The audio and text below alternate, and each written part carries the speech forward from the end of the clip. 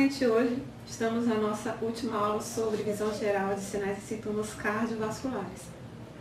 Então, nesta aula, para finalizar o assunto, nós iremos ver um pouquinho dos efeitos dos medicamentos cardiovasculares e também sobre encaminhamento médico. Sobre, então, o efeito dos medicamentos cardiovasculares. Então, quais são os medicamentos que causam vasodilatação periférica? Os medicamentos que causam vasodilatação periférica, eles geram alguns sintomas como hipotensão, tontura e síncope. Esses medicamentos, quando combinados com intervenções fisioterapêuticas que também produzem vasodilatação periférica, como a hidroterapia e os exercícios aeróbicos, então eles precisam ser bem orientados. Existem medicamentos bloqueadores, beta-bloqueadores. Esses medicamentos beta-bloqueadores, eles limitam o aumento da frequência cardíaca que pode ocorrer à medida que os exercícios aumentam a carga de trabalho no coração. E aí vai gerar respostas cardiovasculares aos exercícios, podem ser limitadas. Existem também as drogas anti-inflamatórias não esteroides. Essas drogas anti-inflamatórias não esteroides, elas possuem a capacidade de neutralizar os efeitos anti-hipertensivos das enzimas inibidoras da conversão da angiotensina. Então, essas drogas anti-inflamatórias precisam ser monitoradas de perto durante os exercícios para que não aconteça uma pressão sanguínea elevada. Quanto aos alfa-1 bloqueadores, esse tipo de medicamento, eles diminuem a pressão sanguínea ao dilatar os vasos sanguíneos. O que é interessante? O fisioterapeuta deve estar atento aos sinais de hipotensão e taquicardia reflexa. Porque, por exemplo, a frequência cardíaca ela pode aumentar para compensar a hipotensão. Existem também as enzimas inibidoras da conversão da angiotensina, que são drogas altamente selecionadas que interrompem uma cadeia de mensageiros moleculares que constringem os vasos sanguíneos. Essas enzimas, elas melhoram a função cardíaca em indivíduos com insuficiência cardíaca e são utilizadas para pessoas com diabetes ou danos no rim.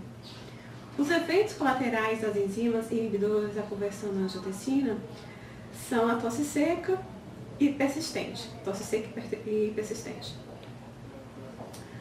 Essas enzimas, elas são conhecidas no mercado com nomes genéricos que são terminados em pril. Então, vocês devem ouvir falar já do benazepril, captopril, enalapril e lisinopril. Okay? Os nomes comerciais dessas drogas são o Lotensin, o Captopril, o Vasotec, o Previnil e o Zestril. Existem também inibidores da conversão da angiotensina 2. Quais são eles? É o COSAR, que é potássio de losartano, e o ISAR, que é a hidroclorotiazida de potássio de losartano. Okay? Outras drogas também são medicamentos que também constringem os vasos, são os bloqueadores do canal de cálcio. Eles inibem a entrada de cálcio nas paredes dos vasos sanguíneos, onde o cálcio trabalha para constringir os vasos sanguíneos. Os efeitos colaterais dessa droga, você pode perceber como inchaço nos pés e nos tornozelos, hipotensão ortostática, dor de cabeça e náusea. Esses bloqueadores, geralmente eles terminam o nome em pina, ou seja, amlodipina, felodipina, nifedipina. E os nomes comerciais dessas drogas é o Novartis, Prendil, Sular, Adalat e Procardia. Existem também os bloqueadores de cálcio que dilatam os vasos, certo? Então, eles dilatam as artérias coronárias para baixar a pressão sanguínea e suprimir algumas arritmias. Sobre esses medicamentos que existem no mercado é o Verapamil, que é o Verelan, Calan, Isortin, e o Ditiazen, que é o Cardizem e o Dilacor. Existem também os nitratos. Os nitratos, eles dilatam as artérias coronárias e são utilizados para prevenir ou amenizar os sintomas de angina. Os efeitos colaterais dos nitratos são dor de cabeça, tontura, taquicardia e hipotensão ortostática. As drogas que possuem os nitratos é a nitroglicerina, que é o nitrostat ou nitrobid, e o dinitrato de isorbida, que é o isobid ou isordil. Então, são as drogas que possuem os nitratos. Importante é que qualquer pessoa que esteja recebendo medicamentos cardiovasculares, como os que foram citados, especialmente ou em associação a outros medicamentos, ou drogas automedicadas, ou intervenções fisioterapêuticas que também causem alguma ação cardiovascular, essa pessoa deve ser monitorada de perto para sinais vitais durante a fisioterapia. Agora nós vamos falar um pouquinho sobre encaminhamento médico, quando que isso acontece. Então, a pessoa que apresenta dor torácica, então a descrição e a localização da dor torácica associada com histórias de pericardite, infarto do miocárdio, angina, dor no peito, distúrbios gastrointestinais e ansiedade, tudo isso pode causar dor torácica e são frequentemente similares, são muito parecidos os sintomas. Apenas o médico é capaz de distinguir entre essas condições através de uma história cuidadosa, um exame médico e os testes. A dor substernal é severa da pericardite. Quando existe essa dor severa, ela é característica da pericardite e imita também de perto a dor do infarto do miocárdio.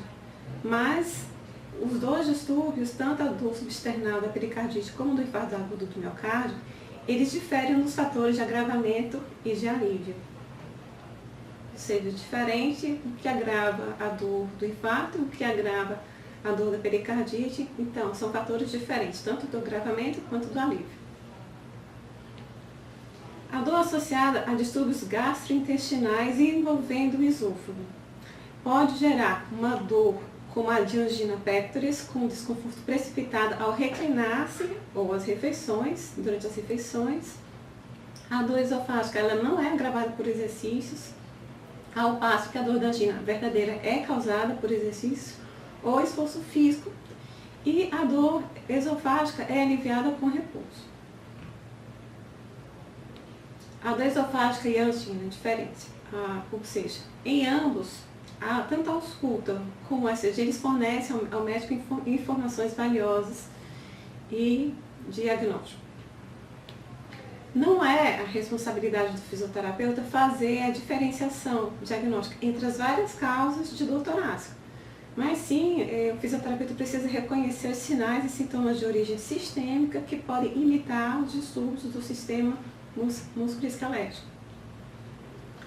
Comparada com a dor da angina, a dor do distúrbio músculo-esquelético verdadeiro, essa dor do distúrbio músculo-esquelético verdadeiro pode durar segundos ou por horas, mas não é aliviada por nitroglicerina e pode ser agravada por palpação local e por esforço na parte superior do corpo. A entrevista do fisioterapeuta é muito importante.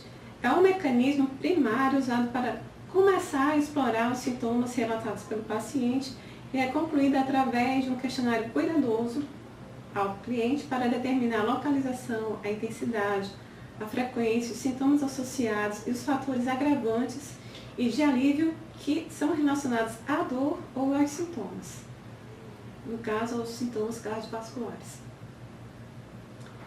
Então, a aula de hoje, finalizando, foi consultada pelo diagnóstico diferencial em fisioterapia.